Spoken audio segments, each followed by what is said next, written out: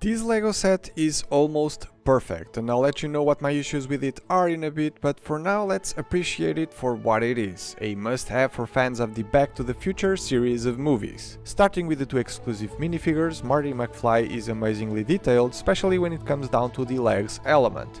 You can see the Nike Air Max shoes printed both in the front of the element and on the side, which is far less common to see in minifigures. Doc Brown has his impressive looking shirt under the yellow attire and does feature some feet printing as well, just not on the sides as Marty though.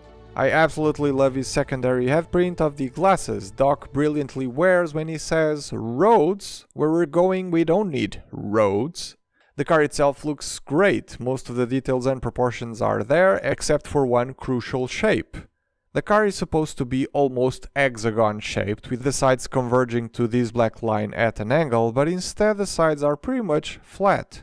I understand why. Designing it 100% right in LEGO would be really hard, so I can let it slide, but just because the model more than makes up for that in lots of other aspects. The iconic front is instantly recognizable with the lights, bumper and even the DMC branding on a printed 1x2 slope. Even the hood of the car with an all-grey choice of elements gives it that brushed stainless steel feel to it. The hood can be opened to reveal the overboard and the box of plutonium, both references from the movies, and sadly heavily reliant on sticker usage, another of the downsides of this set in my opinion. I like how this wiring wraps around the side of the car really nicely, connecting front and back, and looking at the doors here you're probably wondering if they're the same as the real life car. And yes they are. The model does feature the iconic gull-wing doors, which is where my third and last complaint comes in.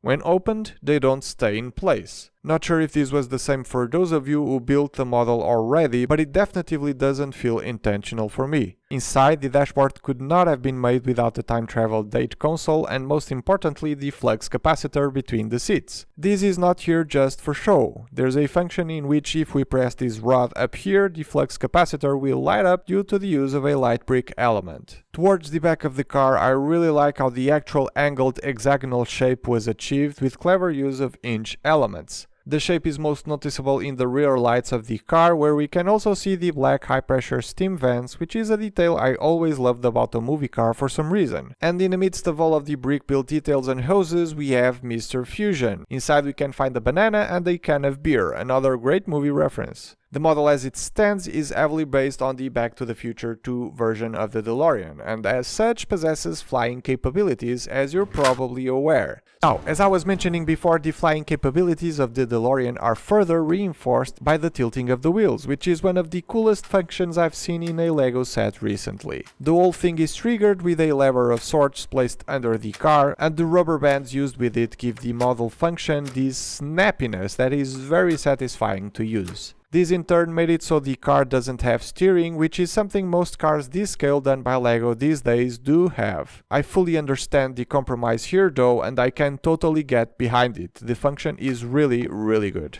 But that's not all of what the model has to offer. At some point during the building phase, you're asked to choose the car version from the movie you like the most. That means there's extra elements on the set that may be left out of the build depending on which one you choose. For the first movie, Mr. Fusion has to be removed and replaced by other elements in this area. There's the rod to catch the lightning strike and a different license plate is included. I've detailed the Back to the Future 2 version of the car quite extensively already. And lastly, there's the version from the third movie, for which we have a different set of tires and a control unit that is placed on top of the car's hood.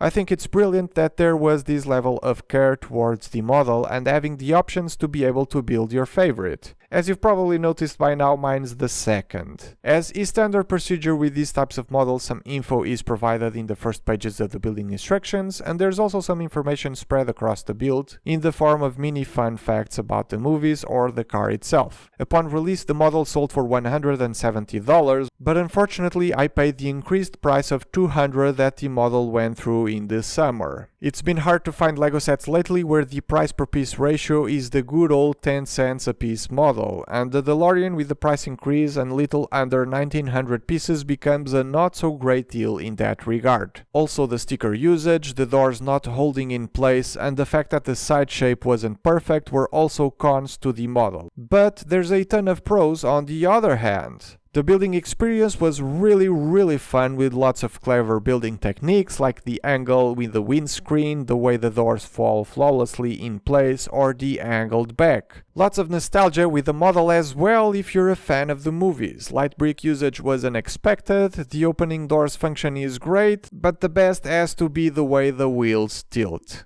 As a side note, I used the car, traveled to the future, and saw I had 1 million subscribers. So, your call, guys.